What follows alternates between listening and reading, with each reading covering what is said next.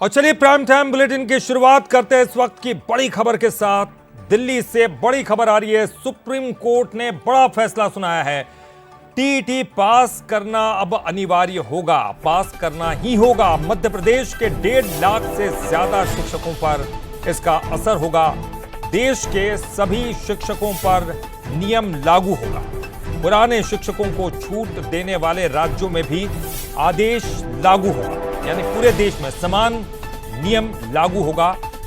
वो राज्य भी जहां पुराने शिक्षकों को छूट दी जा रही है। बच्चों को अच्छी शिक्षा के लिए कोर्ट ने इसे जरूरी माना है।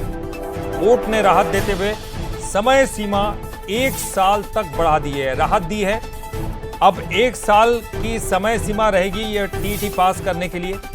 अब 31 अगस्त 2028 तक परीक्षा को पास करना होगा। सुप्रीम कोर्ट ने कहा है बच्चों का हित सर्वोपरि।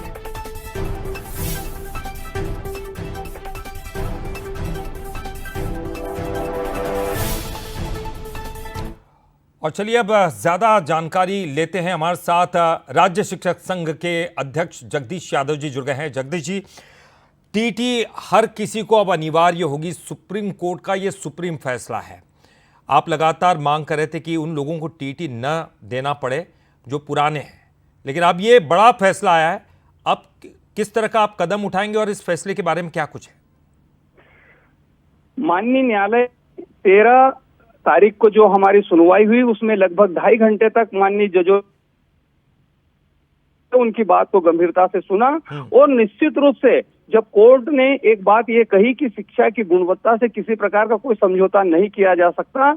हम भी चाहते हैं कि शिक्षा की गुणवत्ता से किसी प्रकार का न हम समझौता करना चाहते, न सरकार करे, न कोई भी न करे, लेकिन जो निर्णय दिया गया है उतलक्षी प्रभाव से दिया गया और उसके बाद भी माननीय न्यायालय ने इस बात को माना कि इसमें संशोधन करना जरूरी है, शिक्षकों का हित भी देखना जरूरी है। इसीलिए 1 साल की अवधि को और बढ़ाया, 1 साल की रियायत दी गई है। लेकिन हम माननीय सुप्रीम कोर्ट के फैसले से संतुष्ट नहीं है।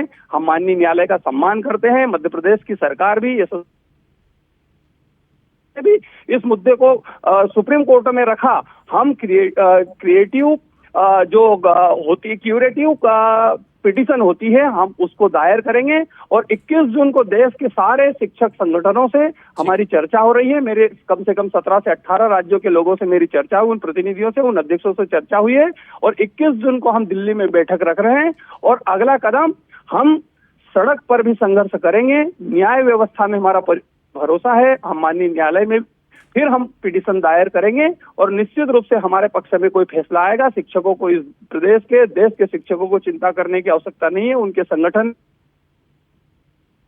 उनके लिए लड़ रहे हैं और माननीय न्यायालय का जो फैसला आया है वो शिक्षकों के हित में नहीं आया है। वो निराशाजनक फैसला है, लेकिन शिक्षक निराश होने की जरूरत नहीं है।